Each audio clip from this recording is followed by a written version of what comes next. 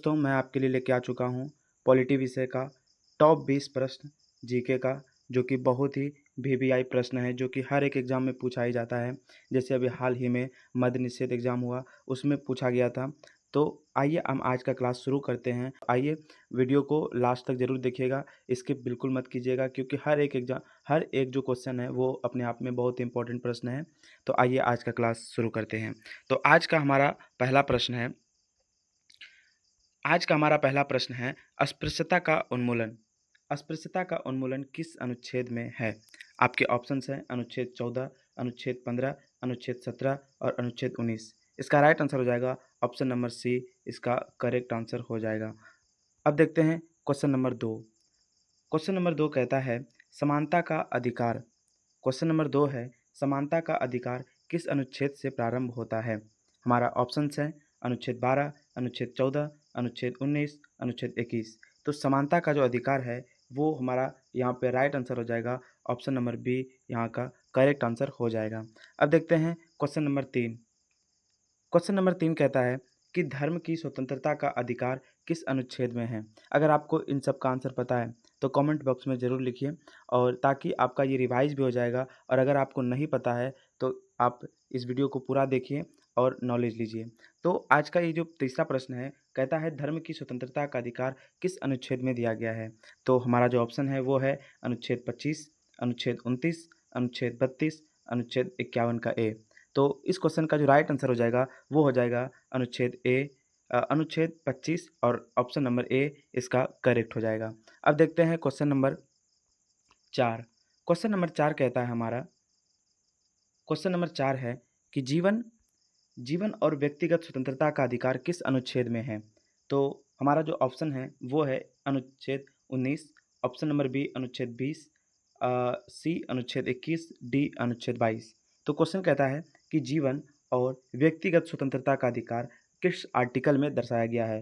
तो इसका जो राइट आंसर हो जाएगा, अगर आपको पता है तो कमेंट बॉक्स में ज़रूर बताइए। इसका राइट आंसर हो जाएगा ऑप्शन नंबर सी, इसका करेक्ट आंसर हो जाएगा इसका। अब देखते हैं क्वेश्चन नंबर 5। क्वेश्चन नंबर 5 कहता है हमारा संवैधानिक उपचारों का अधिकार किस अनुच्छेद में है?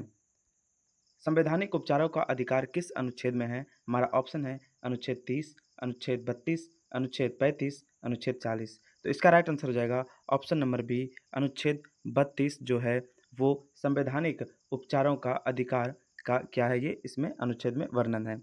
अब देखते हैं क्वेश्चन नंबर 6। हमारा क्वेश्चन है कि 6 से 14 वर्ष तक के बच्चों को शिक्षा का अधिकार किस अनुच्छेद में दिया गया है? तो हमारा यहाँ पे जो ऑप्शन है वो है अनुच्छेद 21, अनुच्छेद 21 का ए, अनुच्छेद 24 और लास्ट है अनुच्छेद 39। तो इसका जो राइट आंसर हो जाएगा वो हो जाएगा हमारा अनुच्छेद 21 का ए, यानी ऑप्शन नंबर बी क्या हो जाएगा? ऑप्शन नंबर बी हमारा यहाँ पे एब्सोल्युटली जो वो करेक्ट आंसर हो जाएगा। अब देखते हैं क्वेश्चन नंबर 7। क्वेश्चन नंबर 7 कहता है कि मानव तस्करी और बेगार का निषेध किस अनुच्छेद में है? जो मानव का तस्करी होता है, मानव का जो दास प्रथा होता है, यानी कि मानव को बेचा नहीं जा सकता और उससे ज़बरदस्ती बंधुआ मजदूरी नहीं करवाई जा सकती, ये सब चीज़ें जो हैं वो किस अनुच्छेद में दर्शाया गया है? तो हमारा जो ऑप्शन है वो है अनुच्छेद 23, अनुच्छेद 24, अनुच्छेद 25 और अनुच्छेद 26। तो इसका जो राइट आंसर हो जाएगा वो हो जाएगा ऑप्शन नंबर बी 24, जो है वो मानव तस्करी और बेगार का निषेध किस अनुच्छेद में है? तो वो हो जाएगा अनुच्छेद 24, इसका करेक्ट हो जाएगा। अब देखते हैं क्वेश्चन नंबर 8। क्वेश्चन नंबर 8 कहता है हमारा कि बाल श्रम, यानी कि जो 14 वर्ष से कम है, जो बाल मजदूरी के आता है, वो उसे कारखानों में काम नहीं करने दिया जाता, वो जो है वो किस अनुच्छेद के तहत आता है? तो हमारा जो यहाँ पे ऑप्शन है वो है अनुच्छेद 22, अनुच्छेद 23, अनुच्छेद 24, अनुच्छेद 25। तो इसका राइट आंसर हो जाएगा अनुच्छेद 24, यानी ऑप्शन नंबर सी हमारा यहाँ पे करेक्ट आंसर हो जाएगा। अब देखते हैं क्वेश्चन नंबर 9। क्वेश्चन नंबर 9 कहता है कि अभिव्यक्ति की स्वतंत्रता किस अनुच्छेद में है? जो अभिव्यक्ति की स्वतंत्रता है वो किस अनुच्छेद में दिया गया है? तो हमारा यहाँ पे राइट आंसर हो जाएगा ऑप्शन नंबर डी, जो हमारा करेक्ट आंसर हो जाएगा।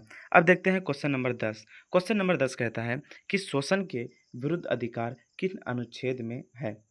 जो शोषण के विरुद्ध अधिकार है वो किस अनुच्छेद में है? 14 से 18, 19 से 22, 23 से 24 और 25 से 28। तो 2 ही शोषण से विरुद्ध अधिकार है। एक तो पहले बाल मज़दूरी नहीं करवा सकते और दूसरा जो है वो हम मज़दूरों को बेच नहीं सकते हैं। ये 2 ही शोषण का स्रोत है। तो ये जो दोनों है वो किसमें दिया गया है? 23 और 24 में ये दिया गया है। तो हमारा यहाँ पे राइट आंसर हो जाएगा ऑप्शन नंबर सी। यहाँ पे हमारा क्या हो जाएगा? करेक्ट आंसर क्या हो जाएगा? ऑप्शन नंबर सी यहाँ पे हमारा करेक्ट आंसर हो जाएगा। अब देखते हैं क्वेश्चन नंबर 11। क्वेश्चन नंबर 11 कहता है कि राष्ट्रपति की क्षमादान शक्ति किस अनुच्छेद में है? ये कहना चाहता है कि अगर किसी को फांसी हो या फिर और भी अगर उम्र कैद की सज़ा हो, तो उसका जो क्षमादान जो राष्ट्रपति क्षमा कर सकता है, वो किस आर्टिकल के तहत? तो हमारा यहाँ पे ऑप्शन जो है वो आर्टिकल 61, आर्टिकल 72, आर्टिकल 74, आर्टिकल 78। तो इसका राइट आंसर हो जाएगा आर्टिकल 72 करेक्ट आंसर हो जाएगा। वो आर्टिकल 72 के तहत वो आर्टिकल 72 के तहत क्या कर सकता है? किसी भी व्यक्ति को वो क्षमादान कर सकता है। अब देखते हैं क्वेश्चन नंबर 12।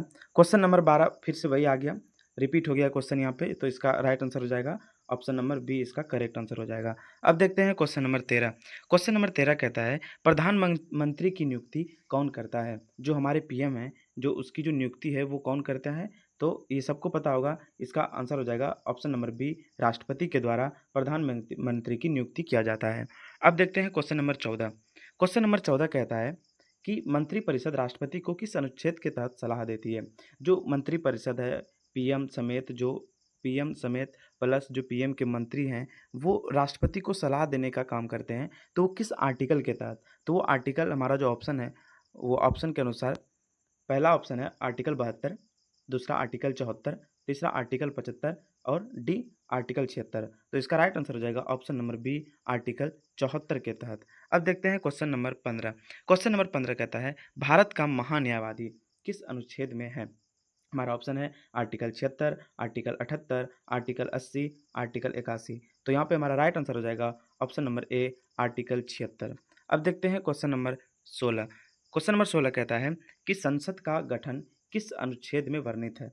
तो हमारा यहाँ पे जो राइट आंसर हो जाएगा ऑप्शन है अनुच्छेद 79, अनुच्छेद 80, अनुच्छेद 81, अनुच्छेद 85। तो इसका राइट आंसर हो जाएगा ऑप्शन नंबर ए 79 के तहत जो है वो संसद के गठन का वर्णन है। अब देखते हैं क्वेश्चन नंबर 17। क्वेश्चन नंबर 17 कहता है हमारा क्वेश्चन नंबर 17 यहाँ पे कहता है कि राज्यसभा की संरचना किस अनुच्छेद में है? अभी जो संसद की संरचना थी वो 79 के तहत थी। अब देखते हैं जो हमारा राज्यसभा है, राज्यसभा की संरचना किस अनुच्छेद में है? तो हमारा यहाँ पे राइट आंसर हो जाएगा ऑप्शन नंबर बी हमारा यहाँ पे करेक्ट आंसर हो जाएगा। आर्टिकल 80 के तहत राज्यसभा की संरचना का जो है वो आर्टिकल 80 में दिया गया है। अब देखते हैं क्वेश्चन नंबर 18। क्वेश्चन नंबर 18 कहता है कि लोकसभा की संरचना किस अनुच्छेद में है? तो लोकसभा की संरचना जो है वो हमारा ऑप्शन है आर्टिकल 80, आर्टिकल 81, आर्टिकल 83, आर्टिकल 85। तो 80 में जो था वो राज्यसभा था। तो हमारा यहाँ पे राइट आंसर हो जाएगा ऑप्शन नंबर बी 81। आर्टिकल 81 में दर्शाया गया है लोकसभा की संरचना। अब देखते हैं क्वेश्चन नंबर 19। क्वेश्चन नंबर 19 कहता है कि भारत की सर्वोच्च न्यायालय की स्थापना किस अनुच्छेद में है? जो सर्वोच्च न्यायालय की स्थापना है, जो सुप्रीम कोर्ट है, जो सुप्रीम कोर्ट है एससी है, उसका जो स्थापना है वो किस अनुच्छेद में है? तो हमारा जो ऑप्शन है वो है अनुच्छेद 124, अनुच्छेद 141, अनुच्छेद 143, अनुच्छेद 148। तो इसका जो राइट आंसर हो जाएगा वो हो जाएगा आर्टिकल 124 के तहत क्या है वो आर्टिकल 124 में कहा गया है सर्वोच्च न्यायालय की स्थापना के बारे में। अब देखते हैं क्वेश्चन नंबर 20। इस वीडियो का सब लास्ट क्वेश्चन जो है वो है कि उच्च न्यायालय से संबंधित अनुच्छेद कौन सा है? जो उच्च न्यायालय से संबंधित जो अनुच्छेद है वो कौन सा है? तो हमारा यहाँ पे जो ऑप्शन है वो है अनुच्छेद 214, दूसरा अनुच्छेद 226, तीसरा अनुच्छेद 227 और डी 230। अब देखते हैं इसका राइट आंसर हो जाएगा ऑप्शन नंबर ए 214 जो है वो उच्च न्यायालय से संबंधित है। तो आपका कितना सही हुआ? आप कमेंट बॉक्स में ज़रूर बताइए कि आपका 20 में से कितना प्रश्न आपका सही हुआ और कितना प्रश्न आपने इस वीडियो के माध्यम से सीखा। और आपका एक अभी प्रश्न है जो कि आपको होमवर्क के तौर पे है कि उच्च न्यायालय, ये आप कमेंट बॉक्स में ज़रूर बताइएगा इस क्वेश्चन का आंसर कि उच्च न्यायालय की रिट जारी करने की शक्ति किस अनुच्छेद में दर्शाया गया है? इस क्वेश्चन का आंसर आप कमेंट बॉक्स में ज़रूर बताइए। और आपको कैसा लगा वीडियो? आप वीडियो को प्लीज़ एक लाइक करें और अगर आप इस चैनल पर नए आए हुए हैं तो चैनल को प्लीज़ सब्सक्राइब ज़रूर कीजिए और बहुत सारा प्यार दीजिए, सपोर्ट कीजिए। धन्यवाद।